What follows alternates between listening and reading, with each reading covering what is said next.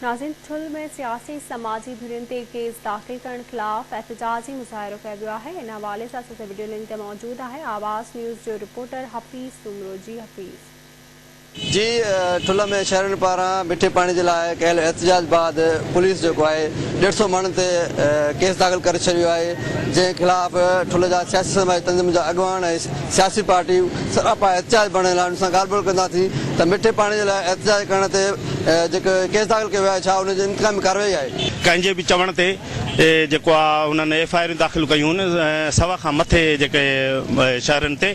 ऐं अॼु वरी हीअ एॾी चढ़ाई जदोजहद कमेटी में 14 तंज़ीमां 15 ऐं हीअ कुझु हिनखे शहरनि खे सम्झे ई नथो। असां हिन जी पुरज़ोर मज़म्मत कयूं था, पर हू भुलनि था त को असां जे मथां हीअ केस दाख़िल कंदा ऐं असां डिॼी वेंदासीं।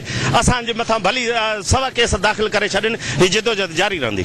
एफआईआर ख़त्म कई वञे, माण्हुनि जा बुनियादी राइट्स आहिनि। मिठो पाणी असांजे इंसानी हिकिड़ो सिहत जे लाइ ज़रूरी आहे, त उन जे लाइ उहा शइ ॾिनी वञे। जॾहिं मंज़ूर बि थियल आहे, ठेकेदार पैसा खाई विया आहिनि।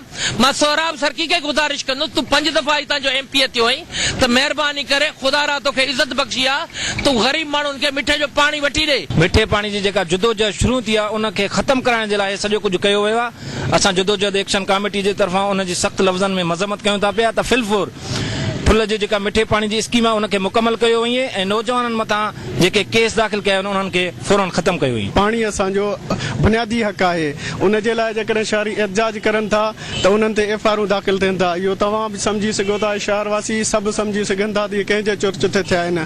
भली तव्हां एफआईआरूं कयो, पर बहितर इहो आहे त असांजा जेके बुनियादी हक़ असांजो आहे पाणी, मिठो पाणी असांखे ॾियनि ऐं हितां जेके शहरनि मथां नौजवाननि मथां एफआईआर दाख़िल थी आहे ऐं उहो जेको आहे सो एफआईआर ख़त्म करे। ठुल जा शहरी बुनियादी हक़ घुरण ते उन मथां एफआईआर दाख़िल कई वई आहे। उन्हनि वाक़े जी मज़म्मत कई आहे। उन्हनि वज़ीर आला सिंध खां मुतालबो कयो आहे त फौरी तौर ते ठुल जे शहर खे पीअण मिठो पाणी फराहम कयो वञे।